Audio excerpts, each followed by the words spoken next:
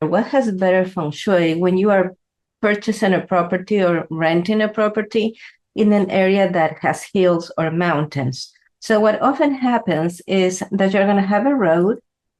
This is the side view of the street, right? And you're going to have some properties that are lower than the road and some properties that are higher than the road. To show you a different view, if that was the street, you're going to have some properties that go down from the street and other properties that go up from the street. According to Feng Shui, you should purchase the property that is higher than the street and not the property that is lower than the street. And there's a couple of reasons why.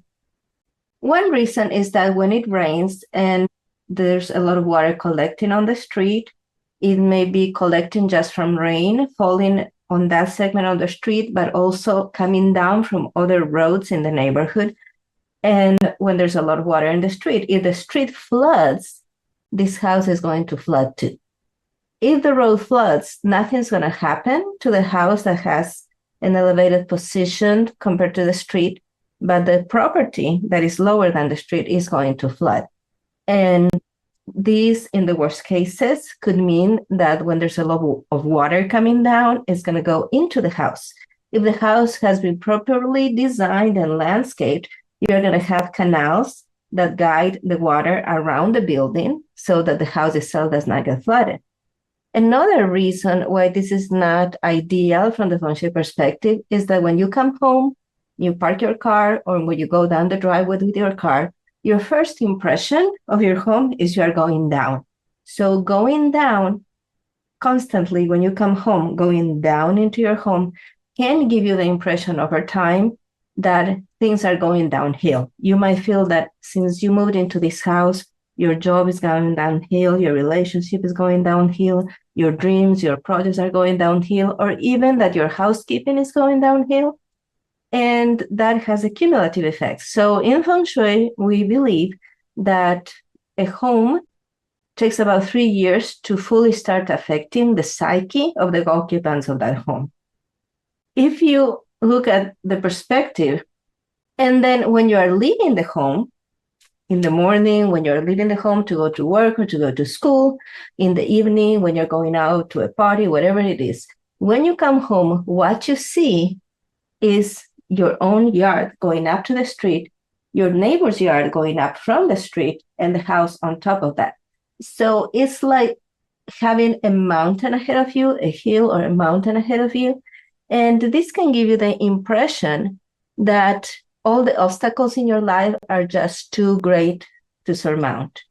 When you come out of your home and what you see is a yard going up, then a street, and another yard going up, and a house on top of that, you can also get the impression that other people are more important than you and that you are less than them. So while you are having that view of a mountain or a hill, symbolically speaking, right?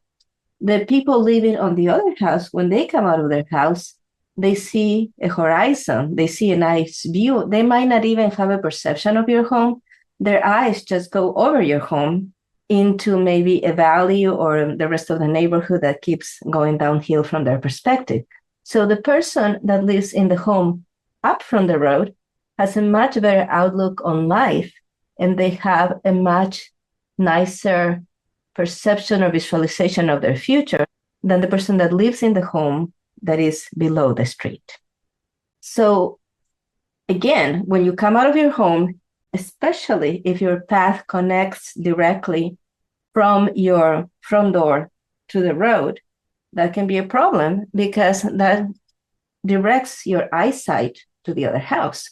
So one of the things that we would do in this case is we would work with the path that connects the street, the curb, to your house and make sure that it is in a different shape that doesn't call attention to the house across the street. Because if it calls attention to the house across the street, you're going to have that feeling of there's a mountain ahead of you. So that can make you start thinking that your problems are larger than what they are, or that every obstacle that you encounter is unsurmountable. So what are the options? What can you do if you already rented or purchased a home that is lower than the street? So we do several things. There's some things that we do on the edge of the road.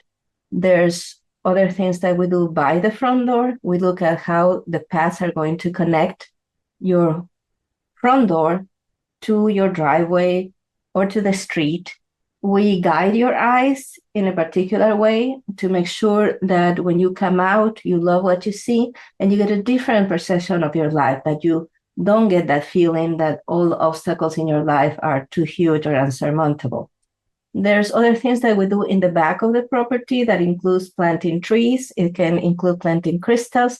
So it all depends, right? And then you also have to consider what happens behind your house. Does it continue to go down or does it become flat? You also have to consider what happens from side to side, right? And so in the example that I drew here, we are assuming that the road is flat and the dips go on the sides of the road, but the road itself is flat. But it could also be that your road goes down or goes up. And that makes a difference. If the road is going up from left to right, that is better. If the road goes down from left to right when looking at your home from across the street, that is another Feng Shui problem. But all Feng Shui problems have solutions. You just have to work with a Feng Shui consultant that is trained in fixing these things so that they can create a customized solution to your home. And as you know, I'm available for consultations. And I also certify people to become Feng Shui consultants. So anybody who is trained in the 9 steps to Feng Shui system can help you solve these kinds of problems. And let me here give you a gentle reminder that Feng Shui is not something that you can learn from going on YouTube, Google, or Pinterest, or from asking an AI, how do you fix this problem? Because over 90% of the information on Feng Shui out there is incorrect already. And these AI apps, they are learning from the internet. So most of the information you're going to get is going to be incorrect.